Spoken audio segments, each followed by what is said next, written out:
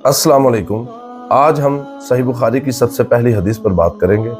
रसूलुल्लाह सल्लल्लाहु अलैहि वसल्लम ने फरमाया, आमाल का दारोमदार नीयतों पर है और हर शख्स को वही मिलेगा जिसकी उसने नीयत की होगी। इस हदीस के अंदर हमें यह सुनहरी उसूल दिया गया है कि इंसान के तमाम आमाल की कदर कीमत सिर्फ उसकी नीयत के ऊपर है। यानी अगर नीयत खालिस अल्लाह के लिए हो तो एक छोटा सा अमल भी बड़ा बन जाता है, और अगर नीयत दिखावा और दुनिया के लिए हो तो बड़े से बड़ा अमल भी बेकार हो जाता है। मिसाल के तौर पर अगर कोई बंदा नमाज अल्लाह को राजी करने के लिए पढ़े तो ये इबादत है, और अगर कोई शख्स नमाज लोगों को दिखाने के लिए पढ़े तो ये रियाकारी और अल्लाह के यहाँ मरदूद है, और रियाकारी शिरक है। यह हदीस हमें यह सबक देती है कि हर अमल करने से पहले हमें अपनी नीयत दुरुस्त करनी चाहिए। चाहे हम इबादत करें, सदका दें, इल्म हासिल करें या दूसरों की खिदमत करें, नीयत सिर्फ और सिर्फ अल्लाह की रजा की होनी चाहिए। इस एक हदीस ने हमें पूरे दीन की बुनियाद समझा दी। लिहाजा अपने हर अमल से पहले